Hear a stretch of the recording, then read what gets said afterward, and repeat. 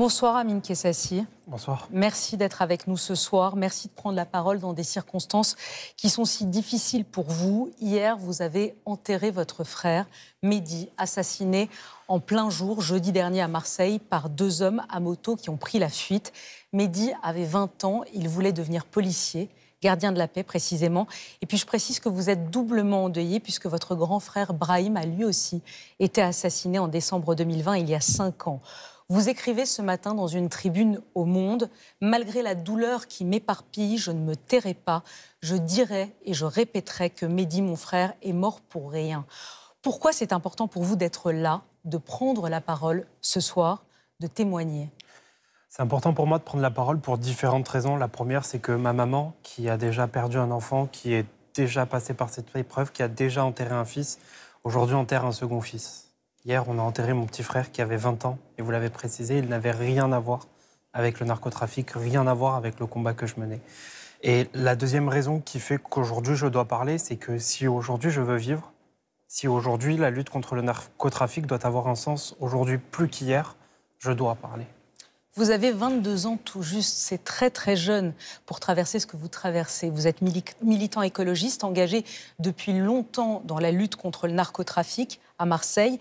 Le ministre de l'Intérieur a parlé d'un point de bascule avec ce qui s'est passé avec votre frère.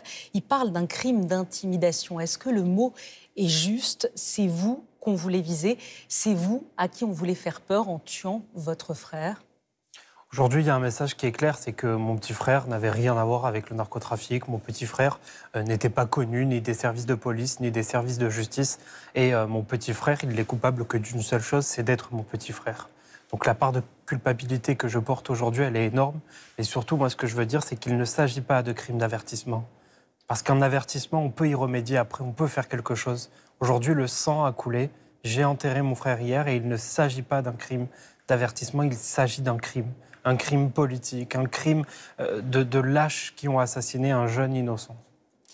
Vous, depuis 3 mois, vous vivez protégé. La police vous a demandé de fermer les locaux de votre association et de quitter Marseille. Ils vous ont dit quoi quand ils vous ont appelé en août pour vous dire « il faut partir maintenant, vous êtes trop menacé ».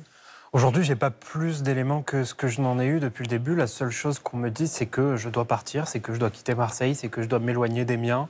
C'est que l'activité associative que j'avais menée et entamée devait cesser, en tout cas devait diminuer.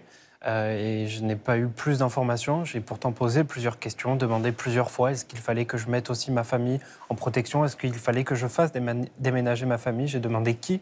Parce que j'aurais certainement pu réagir autrement, certainement pu appréhender et me méfier d'une autre façon. Si j'avais eu certains éléments. Après, aujourd'hui, je suis là, non pas pour jeter la pierre sur qui que ce soit, je suis simplement là pour dire que ma voix, celle des familles de victimes, celle des gens qui connaissent cette douleur, celle des gens qui ont été touchés par l'histoire de mon frère, c'est de leur dire « levez-vous ». Battons-nous. Il faut aujourd'hui que plus de 100 000 personnes se mobilisent. Ce samedi, il y a une mobilisation sur le rond-point où a été assassiné mon frère à 15h.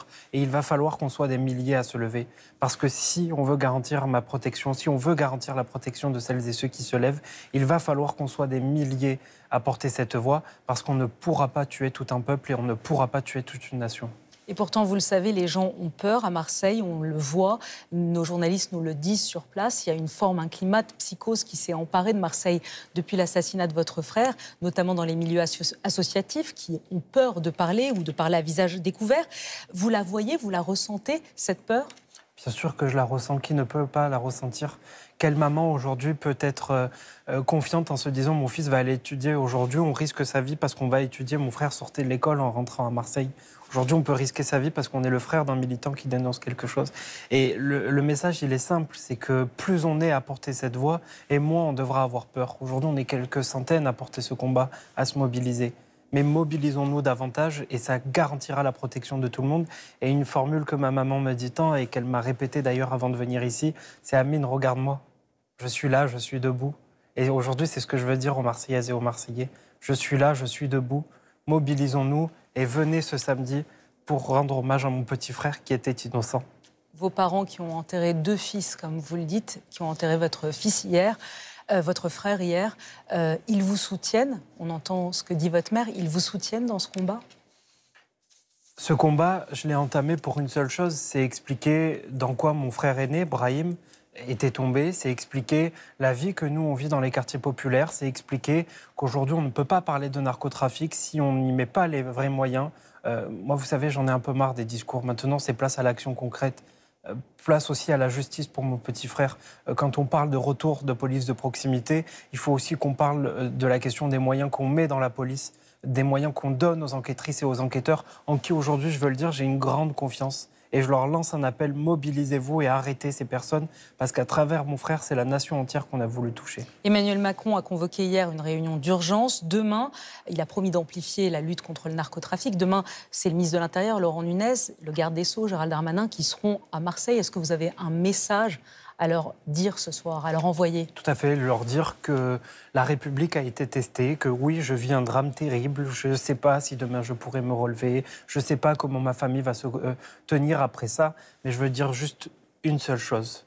Protégeons celles et ceux qui se sont levés, protégeons celles et ceux qui sont les visages de la République. Moi, je pense à toutes ces mamans de victimes qui ont mené ce combat. Je pense à ma maman qui aujourd'hui a encore enterré un enfant, et surtout leur dire, ne lâchons rien, et cette fois, allons au bout des choses.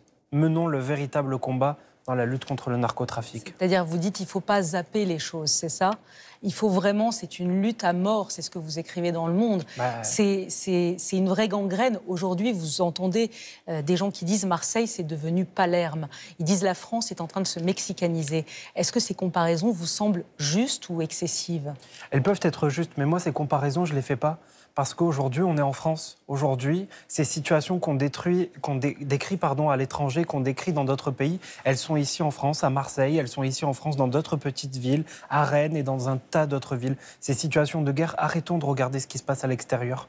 On a déjà assez à faire ici et il se passe déjà assez de choses dans ce pays. Qu'est-ce qu'il faudrait faire de plus? Plus de policiers? On entend certains qui demandent l'état d'urgence. Qu'est-ce qu'il faut faire? On a l'impression, parfois, qu'on a déjà perdu cette guerre contre le narcotrafic. Non, moi, ce que je dis, c'est juste arrêtons tous ces discours, arrêtons tous ces effets d'annonce, arrêtons tout ça. Enfin, ça fait plus de 5 ans que je milite contre le narcotrafic, ça fait plus de 5 ans qu'on porte des revendications. J'ai publié un livre très récemment, des centaines de familles sont endeuillées par le narcotrafic, des gens ont porté des questions, ont porté des propositions.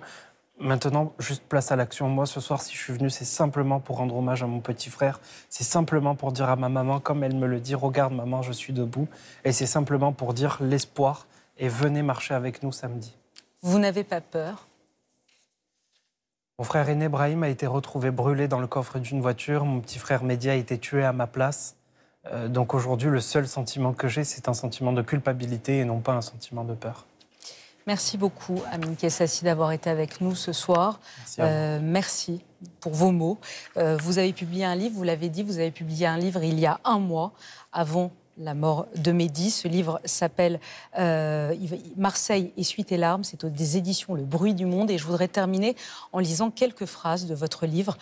On dit cartel, on dit baron, on dit empire. Moi, je dis fosse commune, je dis cimetière, je dis clameur étouffée des mères qui pleurent leurs fils fauchés, des pères brisés par la poudre qui court, des enfants assassinés avant d'avoir su vivre.